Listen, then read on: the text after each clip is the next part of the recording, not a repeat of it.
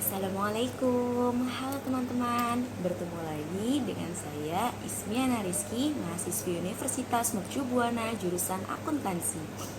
Hari ini kita akan membahas tentang sampling dalam audit. Nah, dalam prosedur audit kan tentunya auditor itu akan memeriksa transaksi tuh. Nah, nggak mungkin kalau misalkan semuanya itu diperiksa. Jadi dalam auditing itu nanti ada yang disebut dengan prosedur sampling. Nah, apa sih prosedur sampling itu?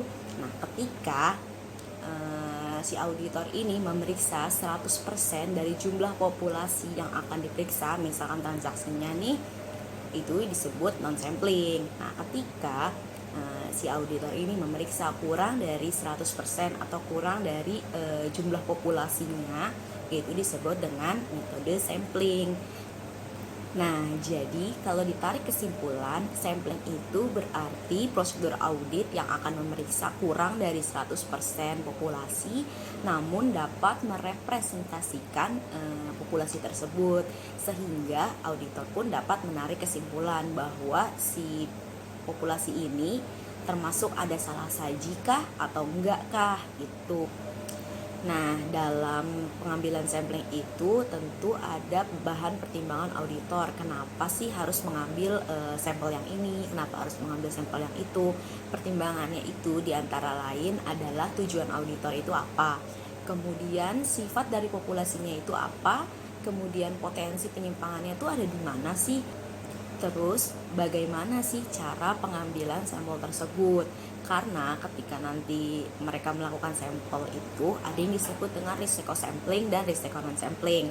Kalau risiko sampling itu adalah potensi bahwa auditor itu salah dalam menentukan samplingnya. Artinya sampel yang diambil itu tidak merepresentasikan jumlah populasi. Lalu kalau risiko non sampling itu artinya ada potensi auditor itu salah tapi bukan berasal dari pengambilan sampelnya. Nah, bagaimana sih metodenya? Yang pertama itu ada yang disebut dengan random sampling, artinya sampelnya itu dipilih secara random. Kemudian ada yang dari monetary unit sampling dan kemudian ada yang dari systematic sampling. Nah, bagaimana tuh cara pengambilan samplingnya itu? Pertama kan kita harus mengeluarkan nilai-nilai anomali, yaitu data-data outlier yang tidak homogen dari populasi. Kemudian kita menghitung nilai intervalnya, baru kita menghitung jumlah sampel yang akan kita ambil. Nah, nilai intervalnya ini bisa kita lihat dari performance materiality dibagi dengan confidence factor. Confidence factornya bisa kita lihat di ISA guidance. Sampling ini diatur dalam SA 530. Nah, untuk lebih jelasnya lagi tentang sampling, yuk kita coba aplikasiin sampling ini ke dalam soal yang sudah diberikan. Nah, dalam sampling ini caranya ketiga. Yang pertama adalah mengeluarkan nilai anomali. Yang kedua adalah menghitung sampling interval. Gimana sih cara ngitung sampling interval? Caranya yaitu adalah performance materiality-nya dibagi dengan confidence factor. Nah, yang ketiga adalah menghitung jumlah sampelnya. Jumlah sampelnya dicari dengan cara populasinya dibagi dengan sampling interval yang tadi kita hitung. Nah, mari kita implementasikan ke dalam soal yang diberikan. Nah, dari soal ini, total daripada populasinya ada 33.173. Ini kalau itu kita bisa kebawahin, totalnya itu 33.173. Dengan total saldo piutang itu adalah 1.500.1.615,39. Nah, pertama kan kita ngitung tuh angka performance materiality-nya. Nah, performance materiality-nya di sini diasumsikan sebesar 200 juta. Kemudian kita mencari sampling interval. Sampling intervalnya itu adalah 200 juta dibagi dengan confidence factor. Confidence factor sesuai dengan ISA guidance ada ini nih di sini. Nah, kita milih yang 95%. Jadi, pembaginya adalah 3.0. Nah, kita bagi tuh. 200 juta dibagi dengan 3,0. Hasilnya adalah 66.666.667. Nah, kemudian sampel size-nya adalah total populasinya tadi dibagi dengan sampling interval. Untuk angka anomalinya di sini tidak disebutkan sehingga tidak ada yang dikeluarkan. Nah, kemudian sudah diketahui tuh sampel size-nya. Kan tadi kita lihat di sini untuk metodenya sendiri itu ada 3. Yang pertama monetary unit sampling, kemudian ada random sampling, yang terakhir adalah systematic sampling. Nah, bila diimplementasikan ke dalam soal tersebut, maka bila di MUS-nya itu nanti kita tambahin di sini nilai akumulasinya. Nah, akumulasi ini didapat dari yang ini ditambah yang ini. Begitu seterusnya sampai ke bawah banget, terus hingga mencapai sama yang kayak iniannya di soal. Sebentar. Nah, nih sama kan 1.500.000.500.000.1615 dengan tingkat presentasi 100%. Nah, yang kita ambil tadi kan kurang lebih 22.500 sampel tuh yang diambil. Nah, 22.500 sampel berarti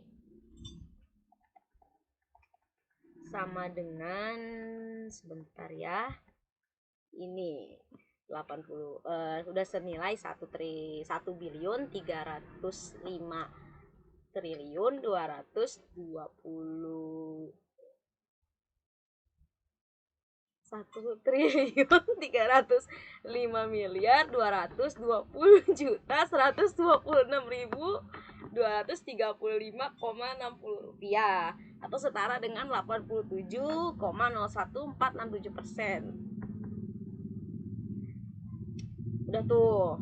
Nanti kita ambilnya ya senilai 22.500 sampel tadi. Kemudian bila menggunakan random sampling, nah suruh ditambahin di sini. Format rumusnya adalah sama dengan random buka kurung tutup kurung. Nah, nanti tinggal kita urutkan aja, yaitu descending. Kita urutin.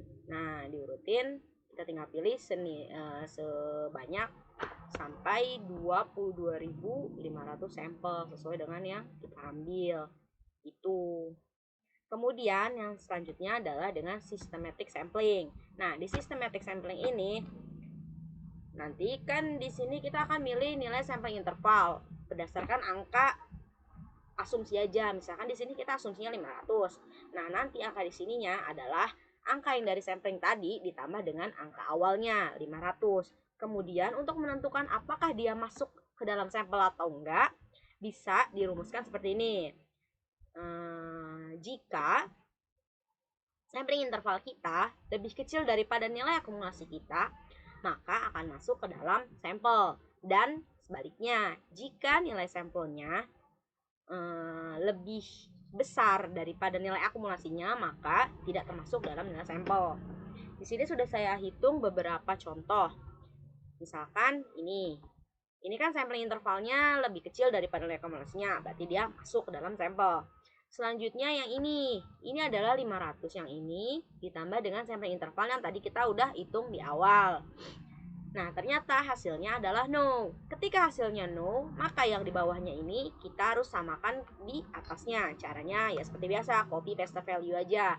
Nah, kemudian nanti otomatis di sini akan berubah menjadi yes. Kenapa kayak gitu? Karena nilai sampling intervalnya itu lebih kecil daripada nilai akumulasinya. Kalau misalkan di awal tadi kan, misalkan kayak kita pakai rumus ini nih, berarti kan tadi hasilnya tuh no kan, karena yang ini angka ini nanti akan ditambah dengan nilai yang ini, jadi hasilnya segini. Nah, makanya biar yes kita value ketika angka ini sudah lebih kecil daripada angka ini, maka nanti dia yes, seperti itu. Nanti kita akan ambil senilai 22.500 sampel seperti yang sudah ditentukan di awal ini. Nah, jadi sekian untuk video hari ini. Terima kasih sudah menonton.